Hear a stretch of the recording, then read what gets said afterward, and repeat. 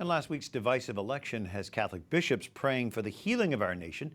Wyatt Goolsby talked today with Los Angeles Auxiliary Bishop Robert Barron about how Catholics can help their own community heal. Bishop Barron, thanks so much for being with us. We appreciate your time. My pleasure. It seems to me after this election, a lot of Catholics wanted to vote pro-life. They wanted to promote pro-life values. How do bishops go about now doing that in the culture? The bishops have been speaking and teaching consistently for a long time on this issue. You know, obviously we're not lobbyists, we're not legislators, but by the clarity and consistency of our teaching, we have an impact on the culture. And you got to play the long game here, you know, and I think we've seen that over the past many decades.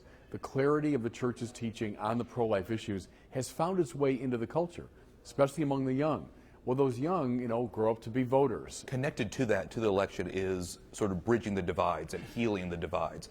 How do bishops, and I guess bishops and clergy people working with lay people, begin to do that? Because there are so many divisions in this country. Yeah, you know, and I understand that, and it's been something we're all wrestling with, and it breaks the heart of Americans to see our country so divided. To some degree, it's a natural thing, you know, in our political system, the different parties emerge, et cetera, but there's something about this election cycle that was particularly brutal in terms of the divisions.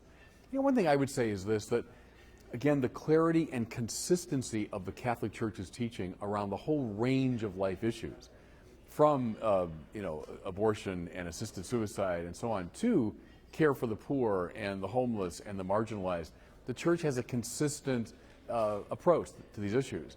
And in many ways, the divides you find in the political culture are overcome in the very unity and consistency of the Church's teaching. In your diocese, Archbishop Gomez has talked about the shifting center of gravity of Catholicism in the U.S., from east to west, from north to south.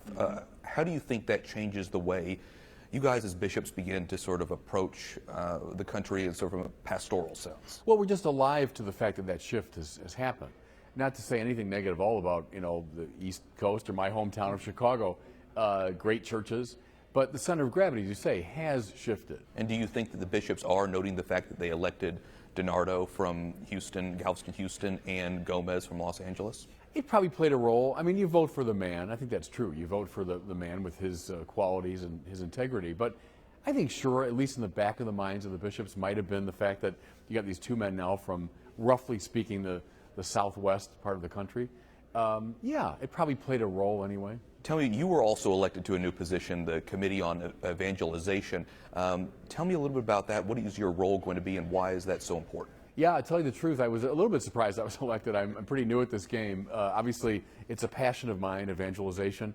I think it's concern number one in the Catholic Church today, the massive attrition of our own people, the fact that we're losing huge numbers of Catholics, especially among the young.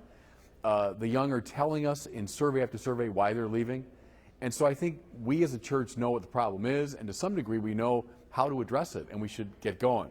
Bishop Barron, thanks so much for talking with us. We appreciate your time. God bless you. Good being with you.